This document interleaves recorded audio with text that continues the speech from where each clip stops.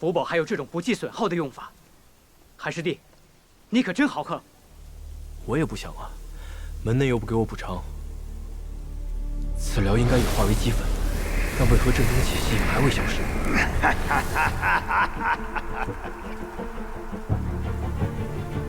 没想到你这个阵法五行元素竟然如此丰富，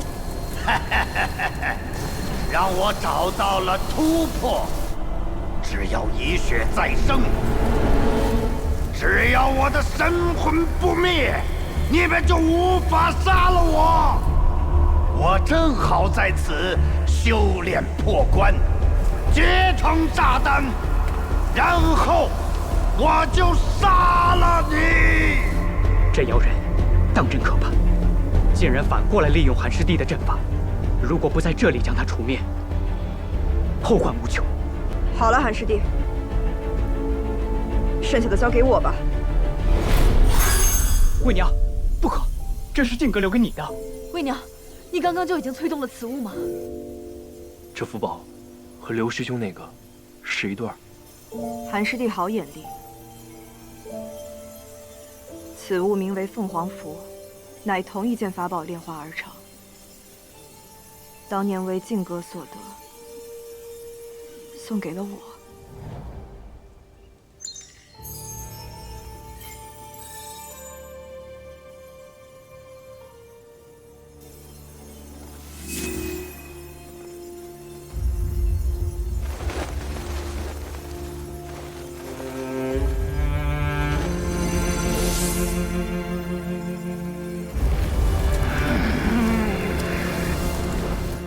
这妖人可化血重生，除之不尽。除了将他焚烧殆尽，恐怕别无他法了。韩师弟，有劳你了，打开阵法吧。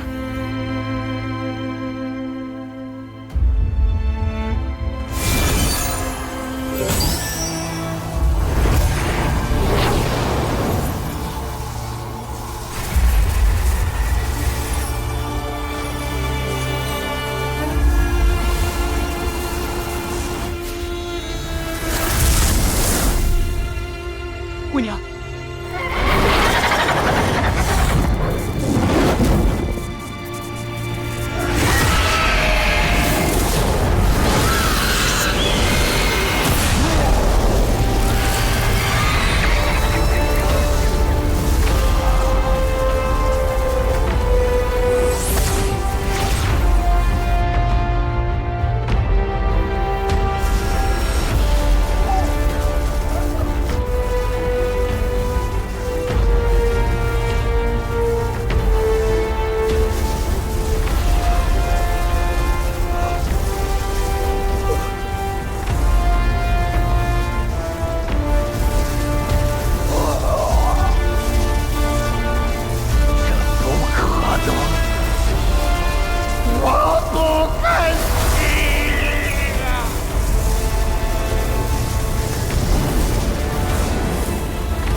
靖哥，你看，这恶人的血，也可以染出这样漂亮的颜色。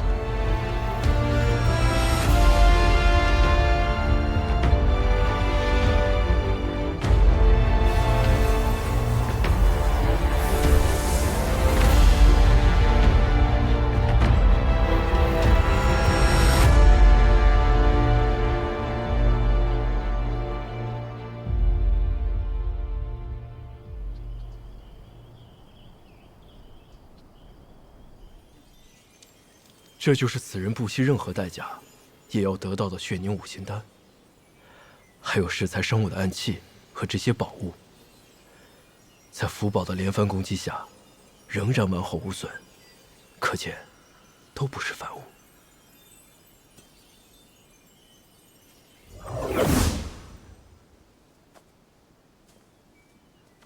韩师弟，已经通知了门内。后续的收尾工作，执法堂会来接手。月皇的事情，多半也会编造个理由，搪塞过去，一切都会回到之前的样子。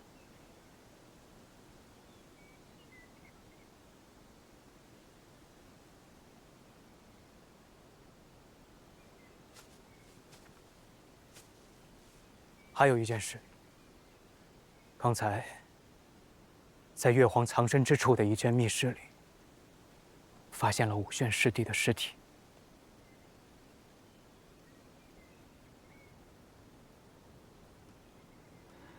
看样子，此前受了很大的痛苦。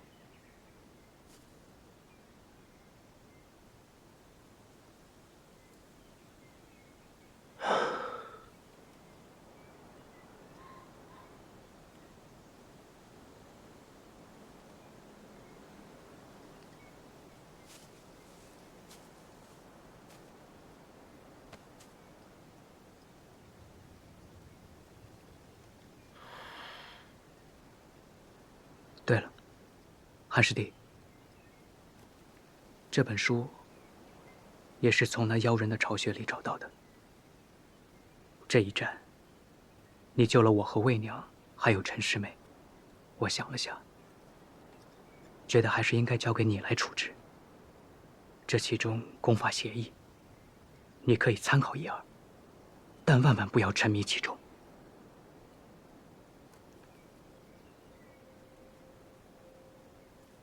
煞妖化法、血凝五行丹，还有身外化身之术，看来这就是黑煞教的功法来源了。谢过师兄。这书，韩立月后自会销毁，不会让其流毒于世的。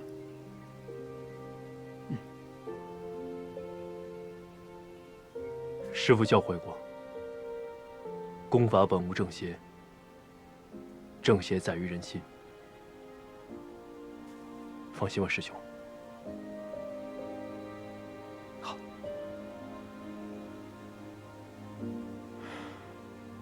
走吧，该回去了。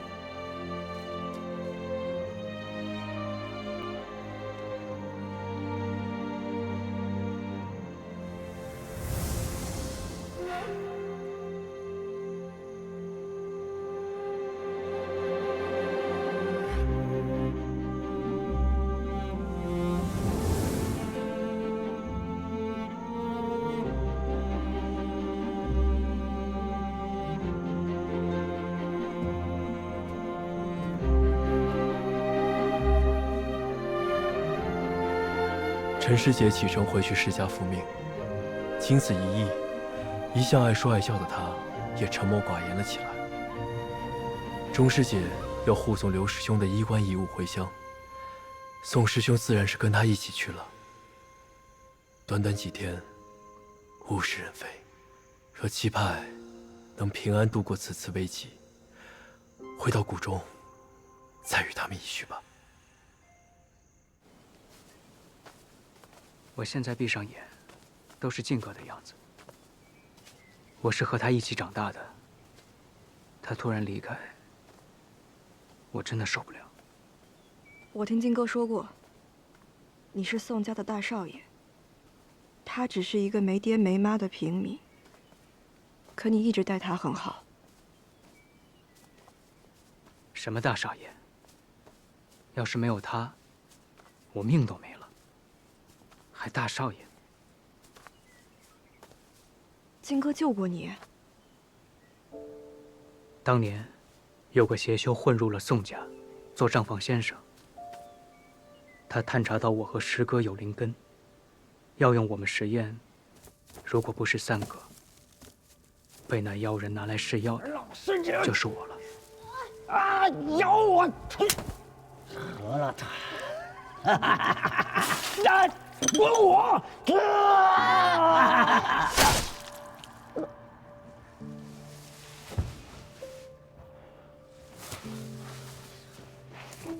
甩开他！那之后，他身体就落下了病根，无法修道结丹。什么？他那么恨邪修，也是因为这件事。靖哥从未对我说过这些。他不会对你说的。他总想把最好的一面留给你。傻瓜！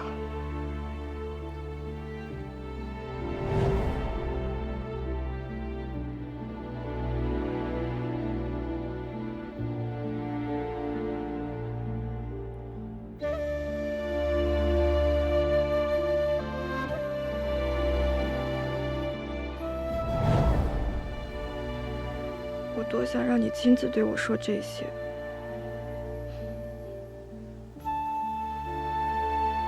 师妹，别难过了。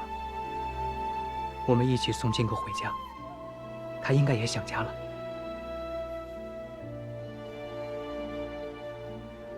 嗯。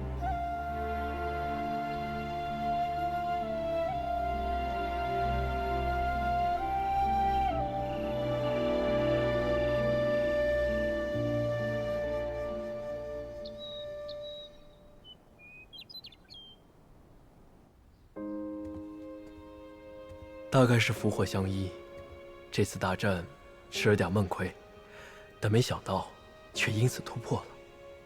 修为正式突破到了筑基后期，也随缘破解了玄阴诀里的奥秘。没想到这部功法竟不是天南大陆之物，甚是邪异。还好我没有贸然的服下玄年五行丹，这丹药要以筑基期煞妖血气酝养而成，难怪月皇将此物交给他们。这五人恐怕到死都不知道，他们只不过是月皇咬的药罐子。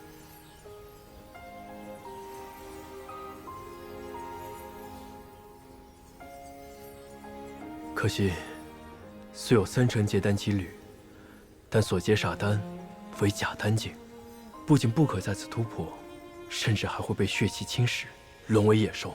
如果失去了做人的资格，长生又有什么用呢？不过，这经书中所记载的生万化生之法，倒是可以研究一二。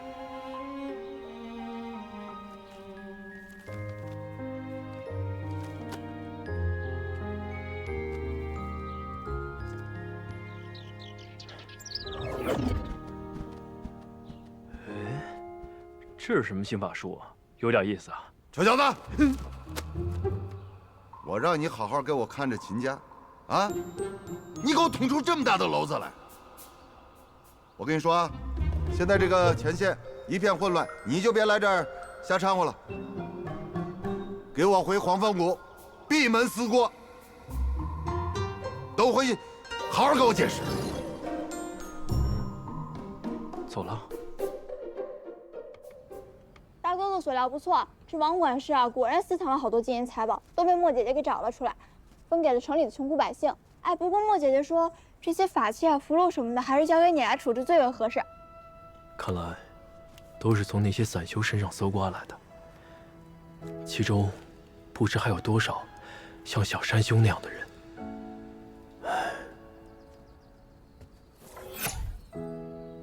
莫姑娘有心了。他人呢？怎么没和你一起啊？哎，别提了，前阵子我们救出来的散修之中，有位姐姐受伤太重，难产去世了，留下了一个不足月的小女娃娃。说来可太奇怪了，那女娃娃一见着我就哭，怎么哄都不行，只有待在莫姐姐怀里才能听话。这就是他，这么多年，从来没有变过。莫姐姐忙着照看英宁，没空来见你了。哦，英宁就是那小女娃，她娘姓李，以后可能就要跟着莫姐姐了。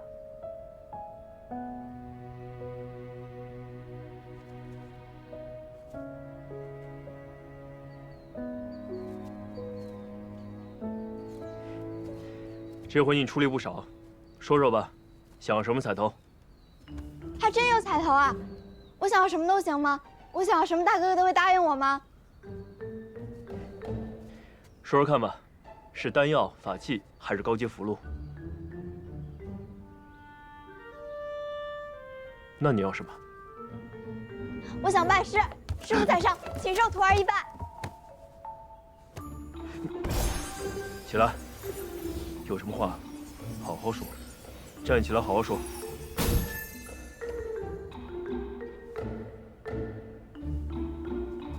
大哥哥是不是嫌我资质不好？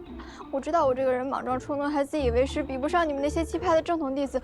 但是我是真心实意的想跟着你学本事。我保证，我以后再也不会对你不敬，每天给你捶肩捏腿、端茶倒水。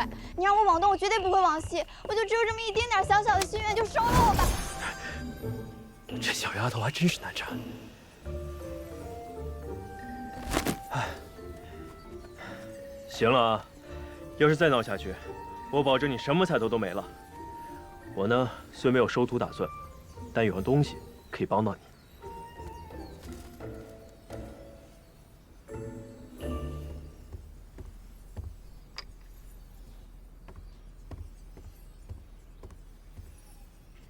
你资质不错，可惜我不收徒。拿着这块玉牌去黄风谷找位姓马的前辈吧。知道了吗？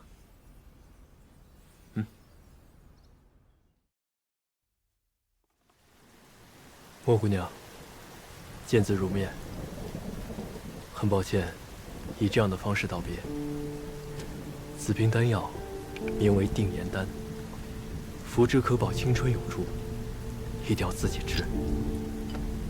还有这些强身健体的丹方，可以做出来售卖，希望对你的生意有益。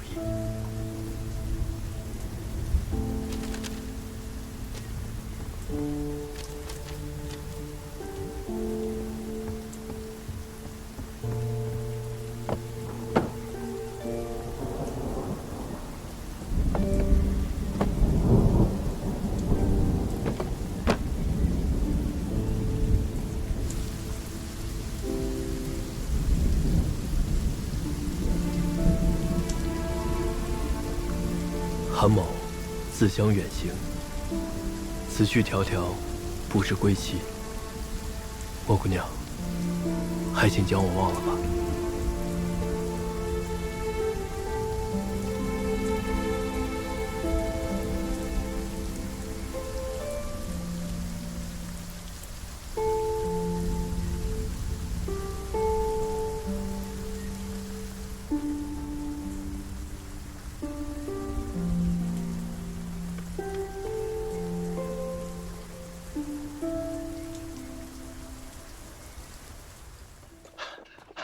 少爷，韩少爷，韩少爷，留步。总算赶上。秦贵儿，你怎么来了？韩少爷，您有所不知，府里那些阿杂破财呀，都说您是在京城里待不下去了。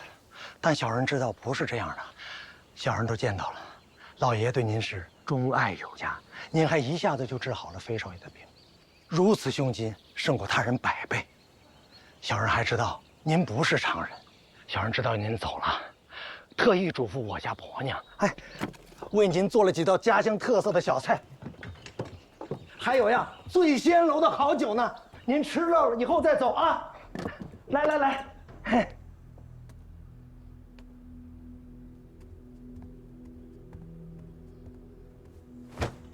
老爷。您可一定还要回来呀！小人一定为您看顾好这份产业，您一定要回来继承呀！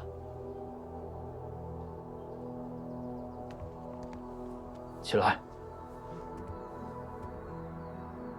把我想成什么人了？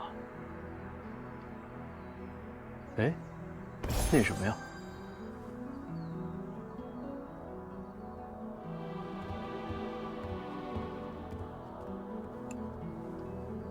哎，老爷，老爷，老爷，不，先生，韩先生，韩先生，秦贵有眼不识泰山呀，韩先生，秦贵一定要给你立香火呀，先生，秦贵给你立香火呀，先生，秦贵给你立香火，先生，秦贵给你立香火。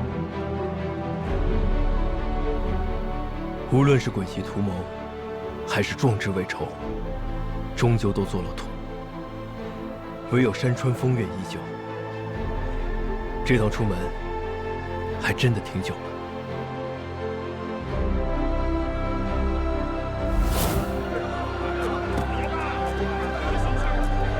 这么多年了，这家元城还是老样子，也不知曲魂去哪儿了。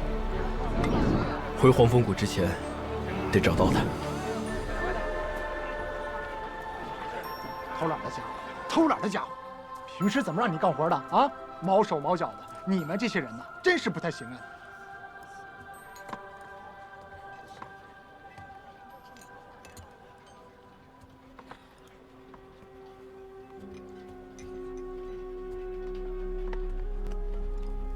客官，您来我们四平酒楼吃饭，那可真是来对地方了。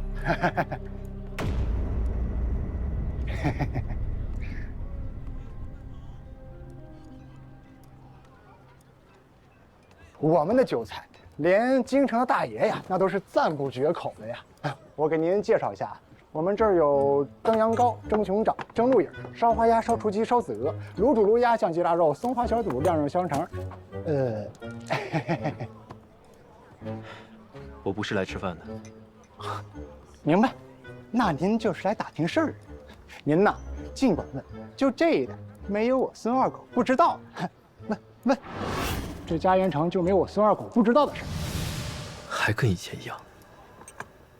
听说莫府被五色门占了。这家元城啊，早就没有墨家了。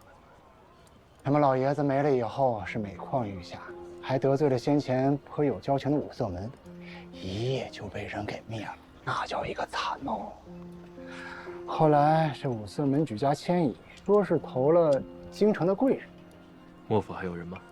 没了，莫夫人和府上的人全被这帮狗贼给害了。这后事都是我们这帮街坊偷偷给办的。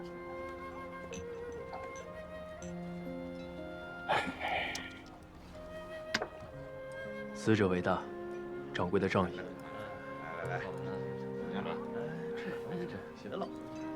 小二，哎，来了。哎，客官，您什么吩咐？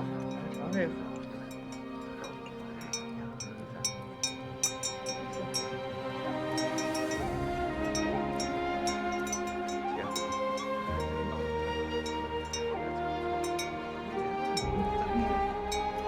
哎，客官慢用。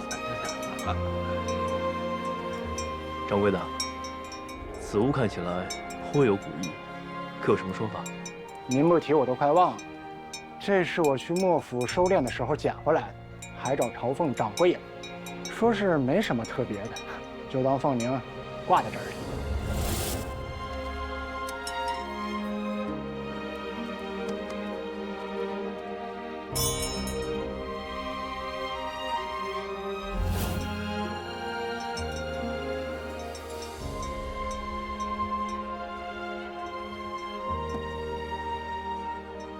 实不相瞒，这莫府当年和我有些渊源，只是有些年没走动了，已是物是人非。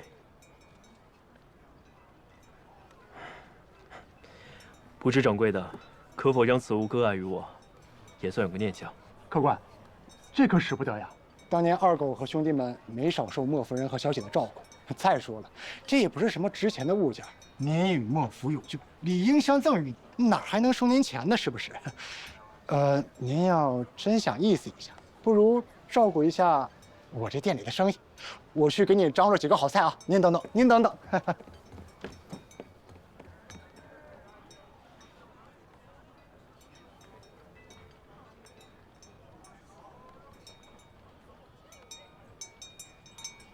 客官，给您准备了2个拿手小菜。客官，这是？此符有清净驱邪之效，切勿揭举。好人自有福报，切记，切记。切记，切记。难怪觉得眼熟。我想打听点事儿。这几10年容颜未变，还真是遇上仙人了呀！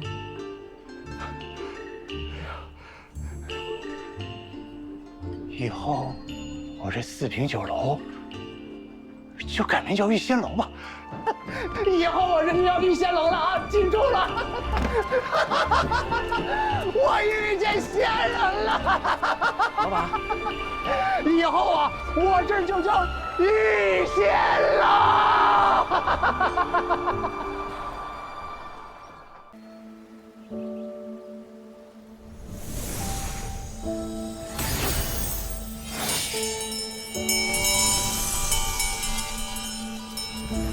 梦里有梦的碎片，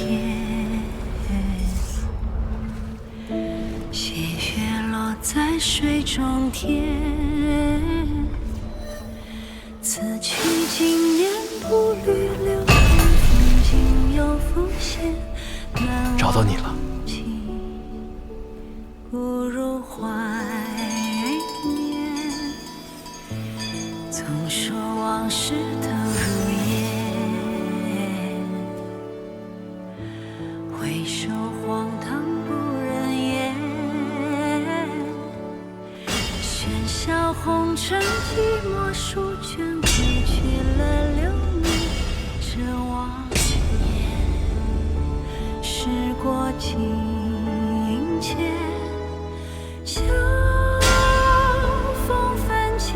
为什么？为什么他身上会有炼气期5、6层的灵力波动？张铁，是你吗？是你回来了。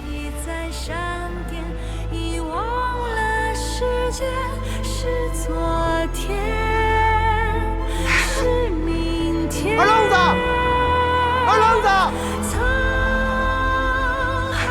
你去哪儿了？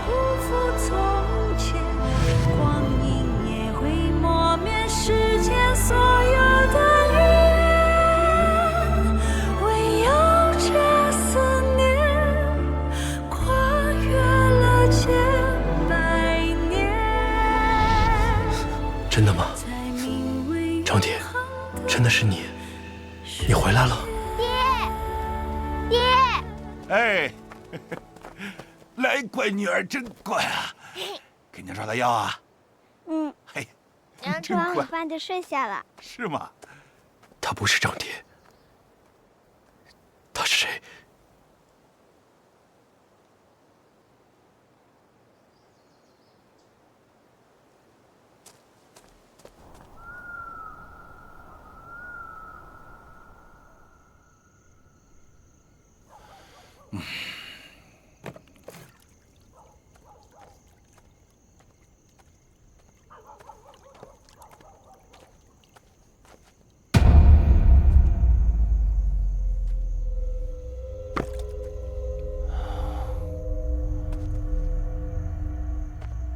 阁下倒是挺入戏啊。你是谁？你是谁？应该是我来问你。我听不懂你说什么。是吗？你占了别人的身体，这女人和孩子也不是你的，所以我问你，你是谁呀？你知道我的事？实不相瞒。自从5年前跌落山崖以来，我就把从前的一切全给忘了。我不记得我叫什么，更不知道我为什么会在这儿。好像有一个朋友一直在呼唤我，他一次又一次地喊着我的名字，可我就是想不起来。我一定是把什么重要的事给忘了。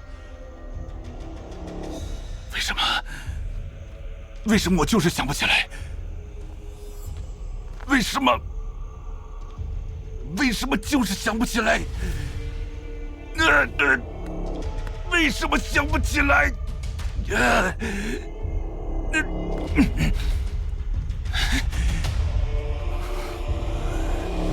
想不起来。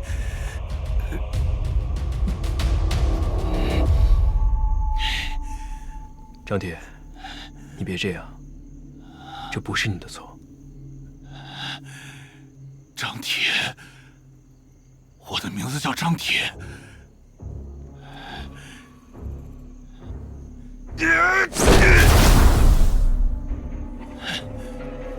果然你不是张铁，你怎么可能是他？其实你真的很像他，看着你吃饭、打铁，甚至说话的样子，都让我差点相信他真的回来了。可一个人的眼神是骗不了人的，你的眼里算计太多，也不可能是他。那又如何？这跟你有什么关系？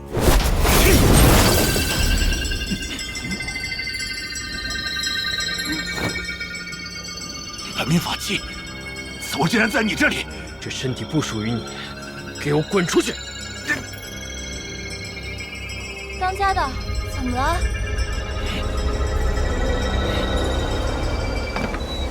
爹，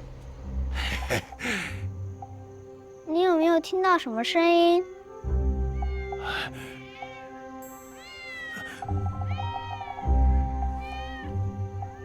哦，是有一只小野猫想偷吃咱家小鸭子，被我们打出去了。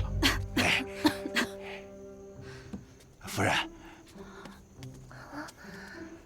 这位客官是？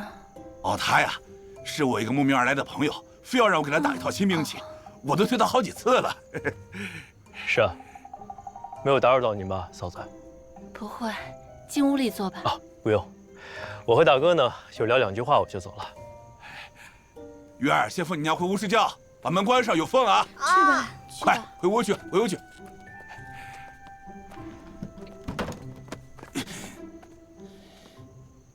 说吧，你到底是谁？你要是老实交代，我保证不伤他们。要敢欺瞒一二，可以试试。在下是在和仇家的争斗中受伤，行动不便才出此下策。实在不得已控制此身体，还望道友恕罪。这还像句人话？你是哪派的修士？在下来自灵寿山。莫非道友也是七派的同道？啊，原来是灵寿山的道友啊！不知贵派的钟无师侄可还好啊？啊，道友认识钟无师兄，太好了，大家都是熟人。是啊，都是熟人。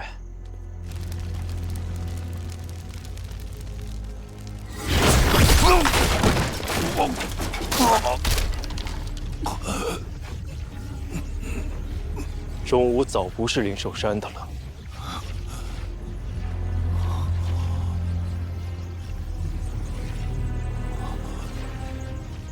还不准备说吗？我说，在下是天斗国玉灵宗的门下。我道刘宗。是。在下数年之前，在此地与人斗法，被其所伤，身体毁坏，仓促之下，只得元神出窍。正在绝望之际，发现了这具没有元神的躯壳，没想到元神入体后修为大减。为了躲避那强敌，我只得扮装成普通人，跟着一位铁匠在城内经营打铁，维持生计。后来与城中百姓越混越熟，竟然有人要给我介绍亲事，然后他们就成了我的妻子孩子。不知不觉就这样过了5年。你占有这躯体后，就没想过回去？魔道讲究的是弱肉强食，如今我修为大减，回去以后十有8九会被师兄弟们下毒手。何况持双手抡锤的时候，比拿剑更自在。而且现在生活很平静，我又何必回去大生大死？平静。魔道已占领越国东部，这儿的平静能维持到几时？占领？怎么可能时间没到啊？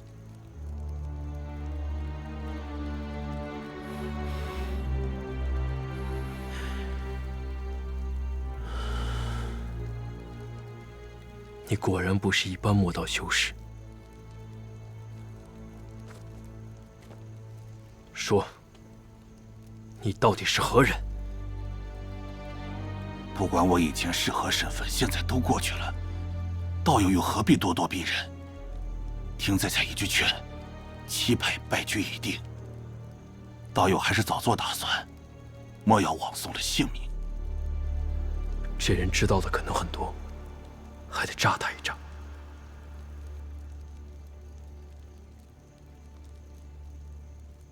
如今占据江池，七派上下一心，共抗魔道。胜败之说，未免有些言之过早吧？七派与六宗本就渊源颇深，修道之人最是自私，背后捅刀乃是家常便饭。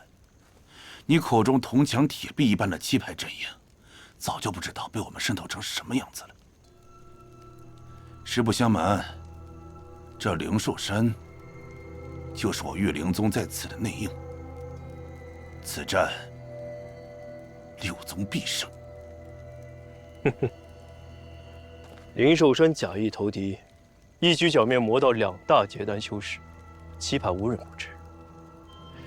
内应之说，不过是骗骗无知之人罢了。没有我们结丹修仙者的阵亡，你们七派能轻易相信吗？况且，你真的以为阵亡的就是结丹修仙者呀？据我所知，光是六宗内部，强行将筑基期修仙者提升激发境界的秘法就有3种。虽然只在短时间有效，但也足够瞒过你们了。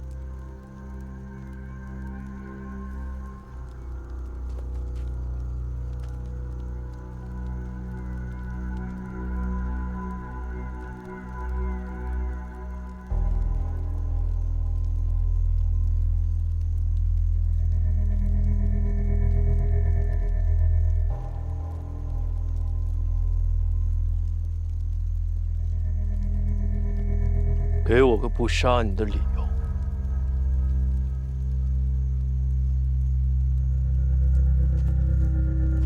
若你放我一马，我便将之前的藏身之处告知，法器灵石全部归你。反正那些身外之物，我这身躯壳也用不了。你会有这么好心？道友真是心思深沉。罢了，事已至此，除了法器灵石，还有本宗与这灵寿山来往的玉简书信，也一并交予道友。若所得之物不合道友心意，可尽管将在下击毙于此，在下绝无怨言。只是，还请道友放了他们母女。他们都是普通凡人，并无作恶。此事多有古怪，小心驶得万年船。东西在哪儿？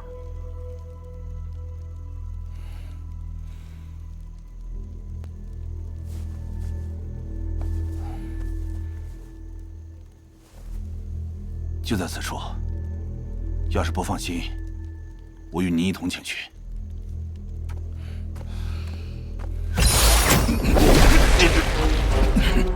道友看起来很着急嘛，那就请在此处稍等片刻吧。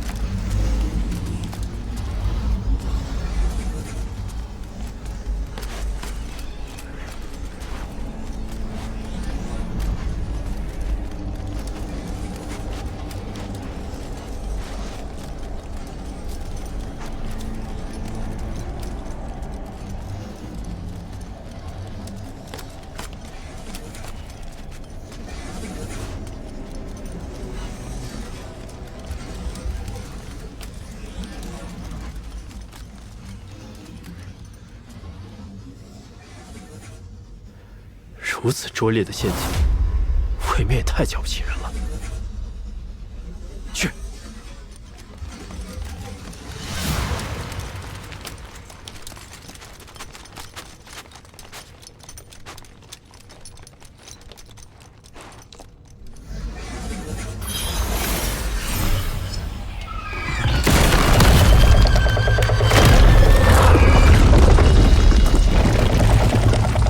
这是。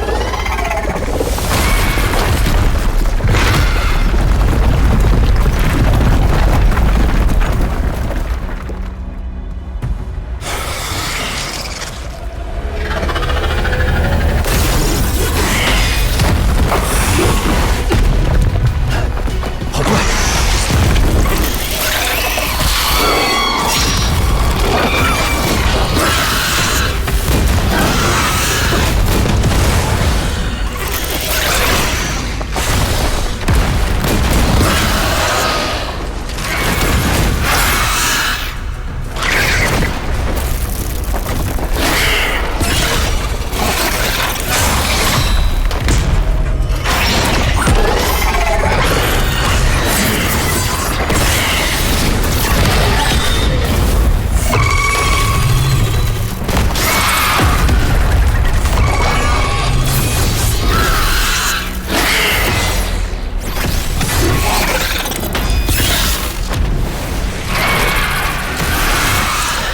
知道跟我对。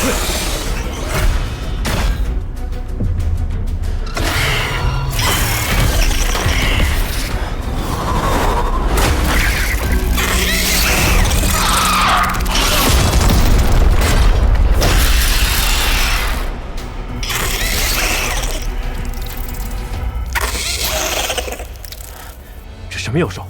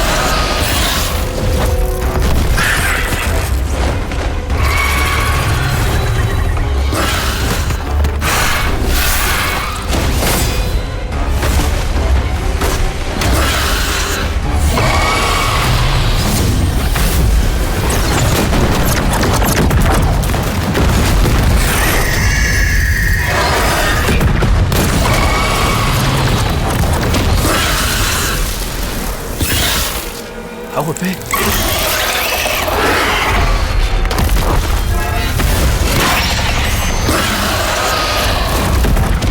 就算不是我，也是自己变出来的。这可是足以匹敌结丹级的妖兽。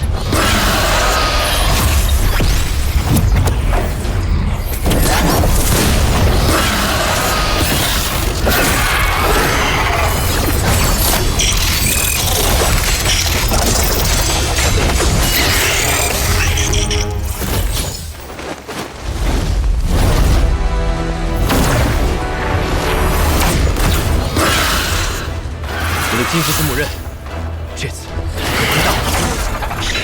这样下去，迟早要被追上。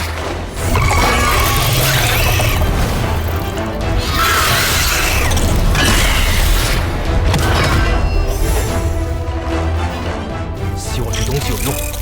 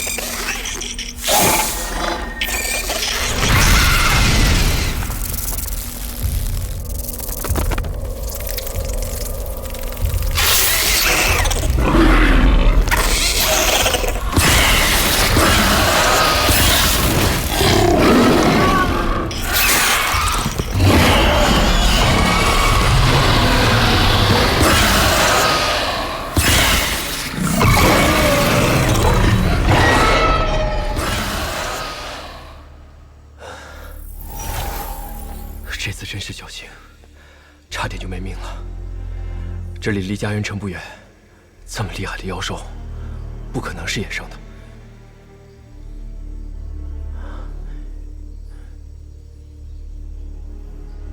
十有八九是御灵宗那人的妖兽，筑基级修士可没办法豢养它。难道那人竟然是结丹级修士？可恶！貌似找回来的袋子，里面竟是空的。好，你故意给我设下圈套，那就别怪我不客气了。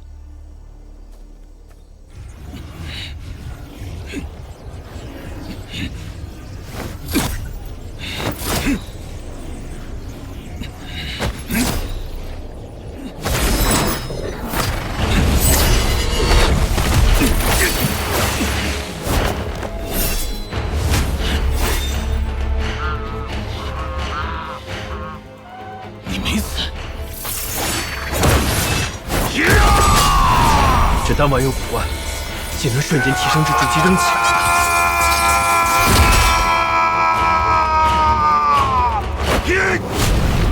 血平钻！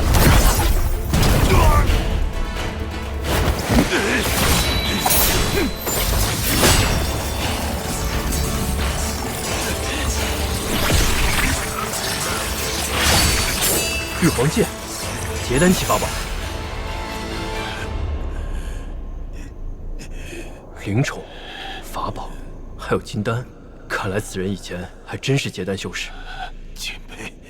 金杯妖狼都杀不死你，今日栽在你手，不愧。你果然是结丹修士。你还有什么话要说？爹，他爹，你怎么了？他们与此生无关，还请道友不要为难他们。为难他们的是我吗？你应该知道，你身居煞气，他们与你相处久了，生机流逝，应该没几天能活了。我又何尝不知，今生的功力都在这碎丹里了。他们服下，自可不起气血，可保延年益寿。你总算会留有今天。爹，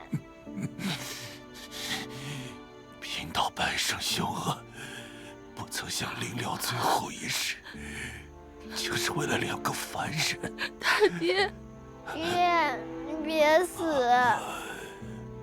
答应给你的东西，在我本体身上，就在山洞里。我没有骗你，与灵兽山的东西，还有我的身份令牌，足以证明我所说的。有劳道友了。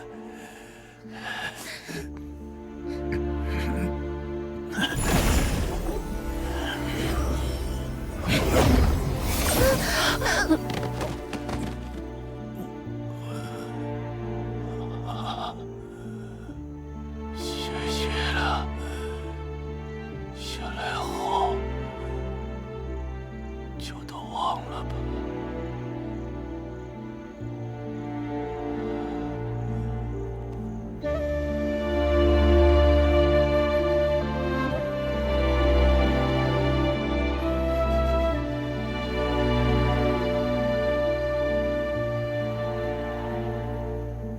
道友，在你这里，到底什么是真，什么是假？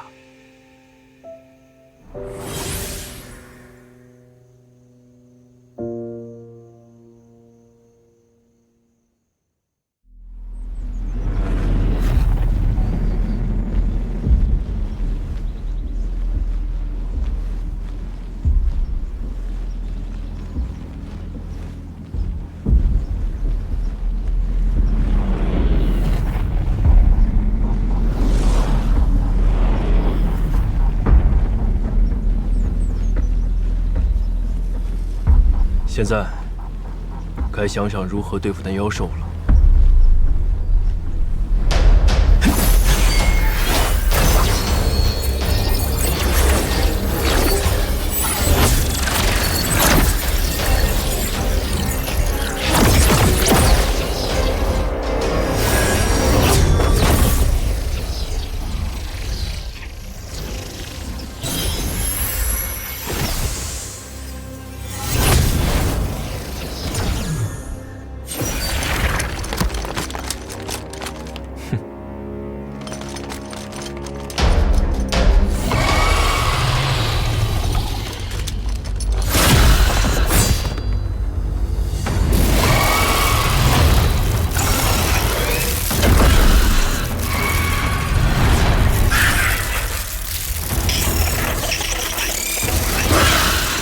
颠倒五行阵，从没让人失望过。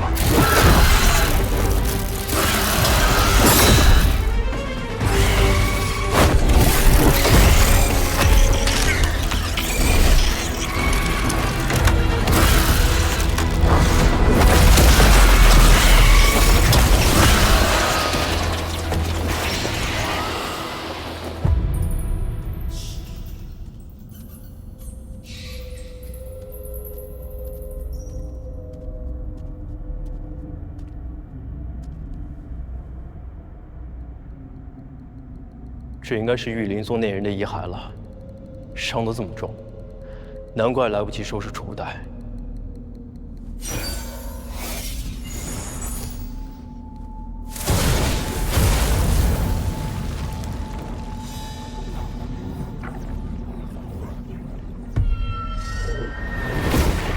这是灵宠的兽卵，这些虫子的生命力可真顽强。玉灵宗有点东西。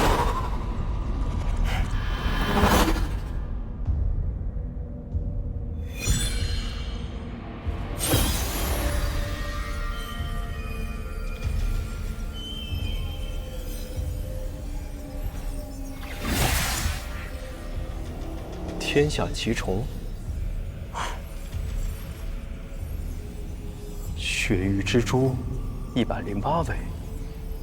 京北妖狼73位，噬青虫第12位。什么呀？排名这么靠后，这只京北妖狼居然只有73位。如何培育和驱使？算了，有空再研究吧。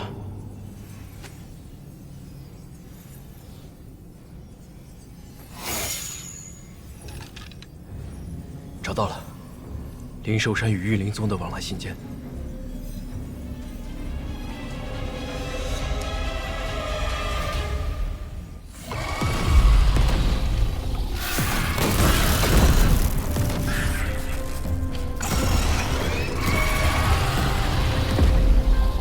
你的主人都不在了，你也可以安息了。毁我法器的账，就用你身上的材料来抵。秀恩。到时候也给你做个厉害的。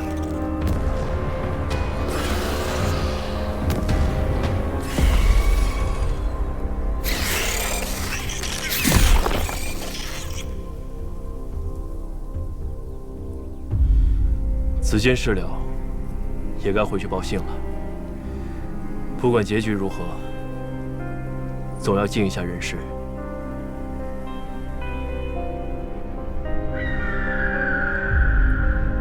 潘长老一战成名，李某自愧不如啊！啊，金谷园战事这么焦灼，你还能出面主持大局，佩服！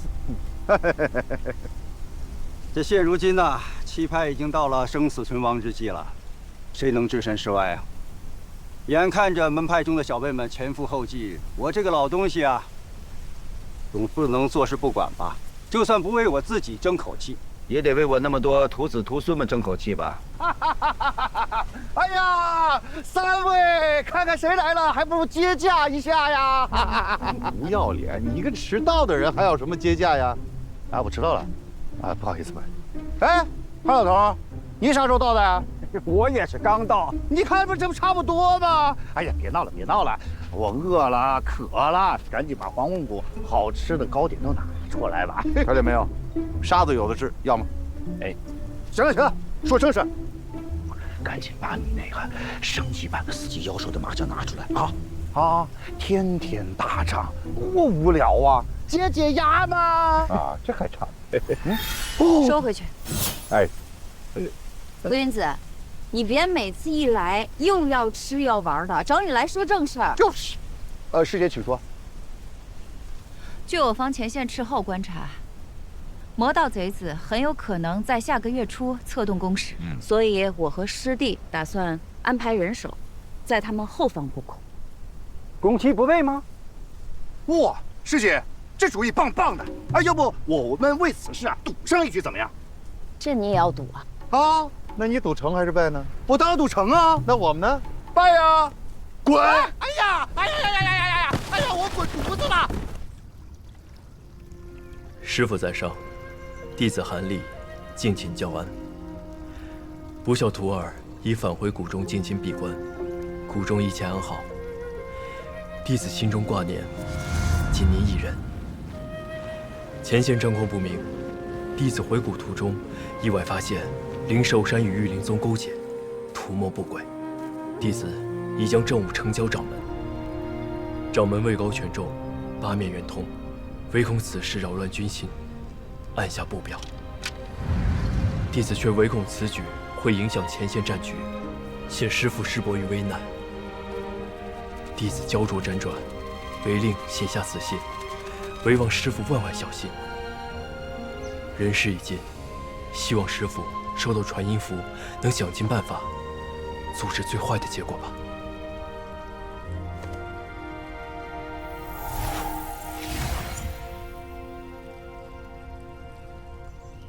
战事将起，你也要保护好自己。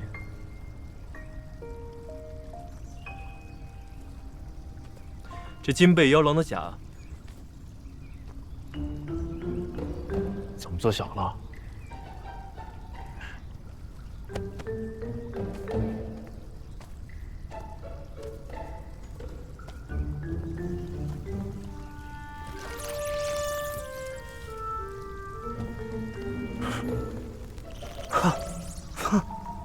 这回也孵出来了。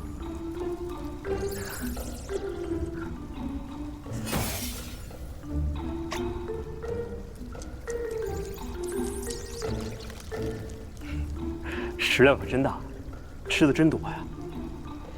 看来这灵宠还真不是一般人能养得起的，得找时间去百妖园走一趟了。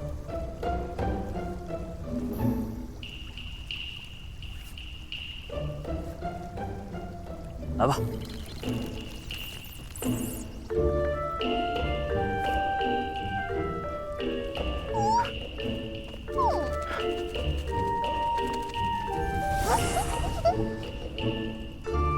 师父这么快就回醒了。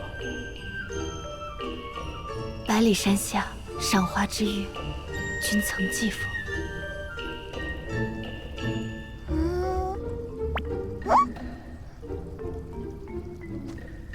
要不你替我走一趟？嗯？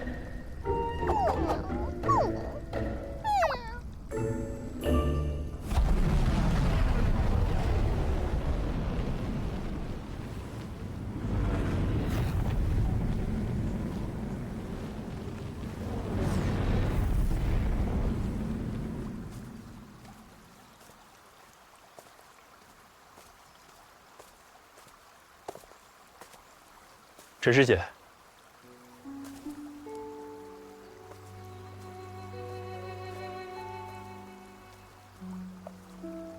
在我小的时候，我母亲常常带我到山里采这个野菊花。在她看来，其他的花再艳丽，也比不上这儿的野菊。只不过前几年她过世以后，我便很少来这里了。师姐，节哀。不妨事。可能对于她来说，也是一种解脱。她也是联姻来我们陈家的。大婚之前，他和父亲从未谋面，婚后也可谓是相敬如宾。但我知道，他们两个从未交心。师弟是不是觉得，师姐作为一个修士，心里总想着这些情情爱爱，实在是太不上进了？师姐说笑了。可惜你不知道，我们这些世家的女子，从出生的那一天起，我们的命就不属于自己了。只有日复一日的修炼，为家族带来利益。可能有那么一个万里挑一的奇才，能在100年之内获得七派的信赖，从而换取自己命运的自由。但更多的是像我一样。师姐过谦了。入国以来，你刻苦稳重，处事不惊，想必大家都看在眼里。即便称不上奇才，也绝不是一般世家弟子所能比的。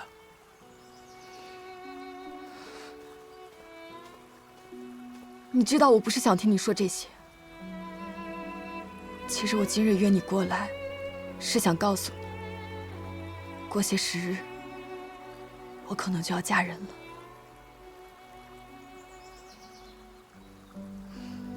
对方是齐家的公子，虽从未谋面，但听说他也算是个正人君子。如今战事正酣，人人自危。若我们陈家能与之结盟，共避战乱，所以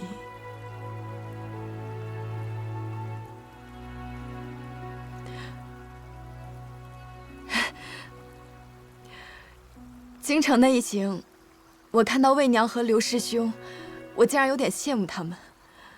至少他们遇到过，相爱过，哪怕最后是天人两隔，也好过于郁郁一生不得自由，抱憾而终。凭什么？凭什么他们要我嫁给一个素未谋面之人？凭什么把我像一个名贵的物品一样，今天给陆家，明天给齐家？凭什么将全族的安危都放在我一个女子身上？从来都没有人问过我喜欢什么，从来都没有。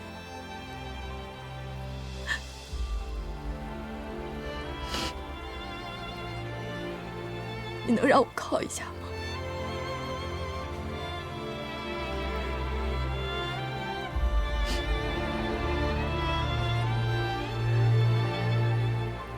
还是你？我知道你很与众不同，你是不是在计划些什么？你能带我走吗？带我离开这个地方，去哪里都行，只要这是个自由的地方。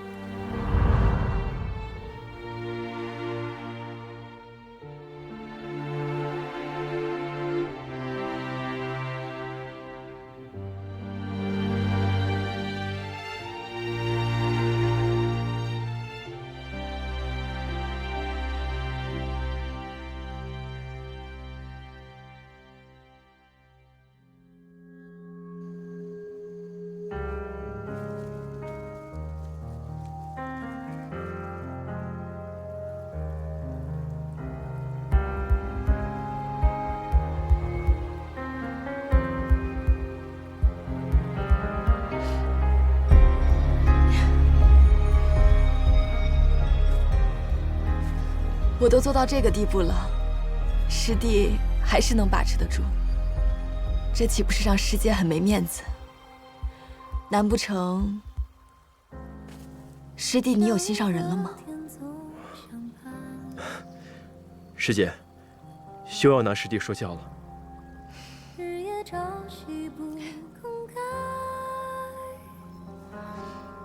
承蒙此前多次相救，在此谢过。我也没什么合适的礼物，唯有绣工拿得出手。做了一件衣服，试试合不合身。筑基后期的修士了，也该穿得得体一些。只是一件礼物，你要不收，那我只能丢掉了。哎，多谢师姐。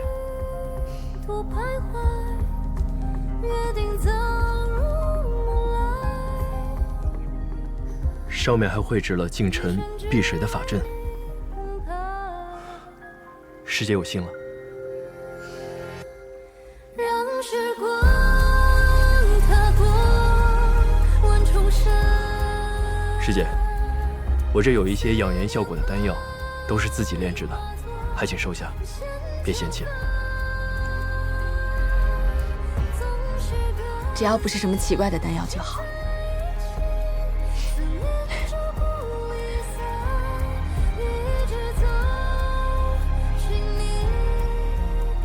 时候不早了，我也要离谷了。师弟后会有期。保重，师姐。